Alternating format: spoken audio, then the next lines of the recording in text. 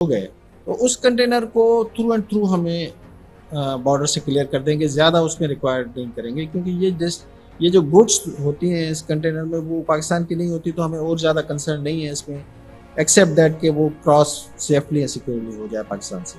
تو وہ ہم اس کو آٹومیٹیڈ یہ جو میں سیل کی پہلے بات کی، یہ ہم انٹروڈیوس جب کریں گے تو وہ جیسے وہاں پہنچے گا ڈیسٹینیشن پر تو وہاں ایک فکسڈ ریڈر لگے ہوں گے. وہ فکسڈ ریڈر جیسے ہی ریڈ کرے گا سیل، اور سیل اگر کلوز ہے، سیف ہے، تو وہ سسٹم میں وی باکس سسٹم، کسٹم کا جو وی باکس سسٹم ہے اس میں سے میسج سینڈ کرے گا کہ سیل سیکیور ہے، کلوز ہے، آپ اس کو اوکے کر دیں، الاؤ کر دیں. تو اسکینر کا امیجز میچ ہو جائیں گے، سیل کلوز اسٹیٹس آ جائے گا، تو سسٹم آٹومیٹیکلی اس کو کراس بارڈر کر دے گا، الاؤ کر دے گا. تو یہ اس طرح کا ایک اسموتھ میکینزم ہم ابھی with the help of technology, latest technology ہم انٹروڈیوس کرنے جا رہے ہیں. اور یہ واپسی میں بھی ایسے ہی ہوگا. جب اب یہاں سے سینٹرل ایشین کنٹریز سے، افغانستان سے جب سامان آ رہا ہوگا اور اس کو ایکسپورٹ ہونا ہے یہاں سے، مثال کے طور پر کراچی سے، تو وہاں اس کا اسی طرح سے اسکین ہوگا، اسی طرح سے سیل لگے گی، اور پھر وہ جب نکلے گا وہاں سے اور یہاں پہنچے گا تو یہاں پھر اسکین ہوگا اور سیل ریڈ ہوگی. سیل ریڈ ہو گئی، اگر وہ کلوز ہے اسٹیٹس اور امیجز میچ ہو گئے تو وہ اس کو الاؤ لوڈنگ کر دے گا، وہ شپ پر چڑھنے کے لیے تیار ہوگا.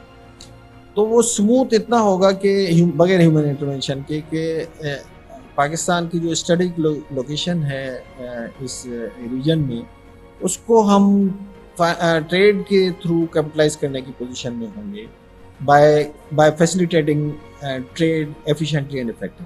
کمپنی نے 22 مارچ 2023 کو پاکستان اسٹاک ایکسچینج کو ایک نوٹس کے ذریعے اس اشتراک کی پیشرفت کی اطلاع دی. ہمیں یہ اعلان کرتے ہوئے خوشی ہو رہی ہے کہ فیڈرل بیورو آف ریونیو نے اپنے 20 مارچ 2023 کے خط اور SRO مورخہ 25 اپریل 2012 کے مطابق کمپنی کو ترسیلی سامان لے جانے والے کنٹینرز، ٹرکس پر ٹریکنگ ڈیوائسز کی تنصیب شروع کرنے کی ہدایت کی ہے.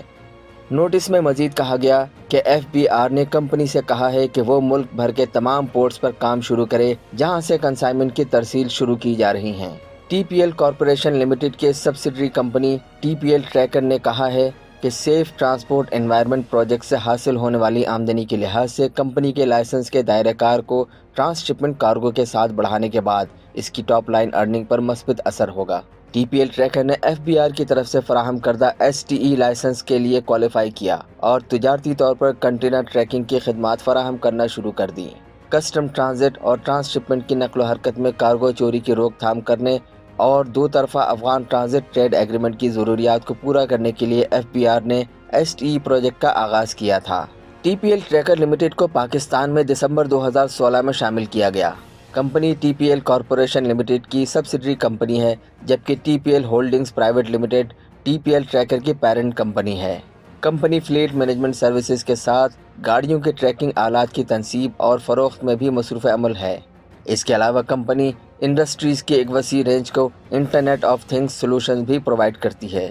TPL ٹریکر لمیٹڈ کی طرف سے پیش کردہ چند خدمات میں cold chain monitoring, fuel monitoring, generator monitoring, driver کے رویے کی نگرانی وغیرہ شامل ہیں.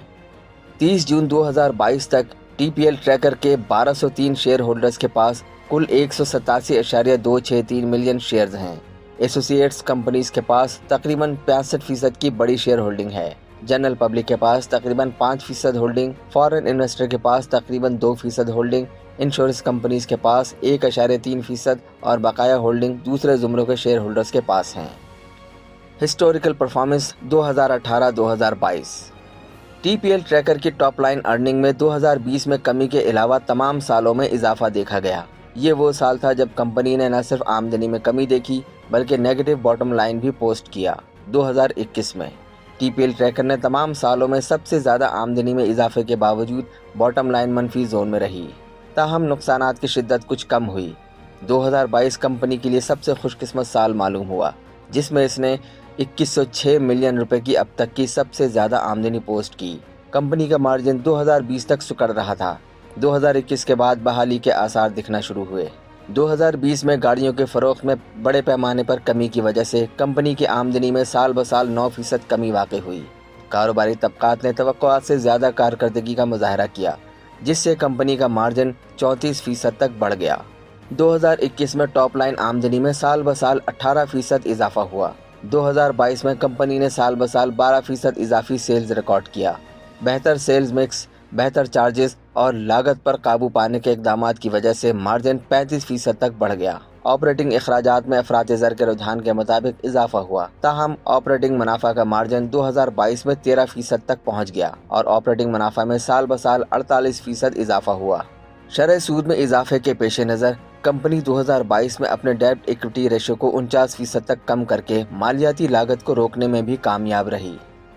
महंगाई के बढ़ते हुए दबाव, सियासी अदम इस्तेहकाम, सार्फिन की क़ुव्वत ख़रीद में कमी और बेमिसाल मुआशी मुश्किलात के बावजूद 2023 के पहले क्वार्टर में नई बुलंदियों को हासिल करना जारी रखा। ऑपरेशनल अफादियत और ऑटोमेशन के साथ टर्नओवर में साल ब साल 16% की ग्रोथ के नतीजे में 36% मार्जिन हुआ। दरामदी पाबंदी और करेंसी के कदर में कमी ने ऑटोमोबाइल सेक्टर को बुरी तरह मुतासर किया। मजीद बरआं ईंधन की कीमतों में हैरानकुन इजाफे के साथ कंपनी कॉरपोरेट बेड़े में अपनी वसी बुनियाद की वजह से जेनेसिस जनरेटर और ईंधन की निगरानी के सलूशन की मांग भी जोर पकड़ रही है। बुनियादी रेवेन्यू ड्राइवर यानी ऑटो सेक्टर के दबाव में होने के साथ मुआशी और सियासी बहरानों के दरमियान तरक्की जारी रखने के लिए कंपनी अपने कारोबारी पोर्टफोलियो को डाइवर्सिफाई कर रही है।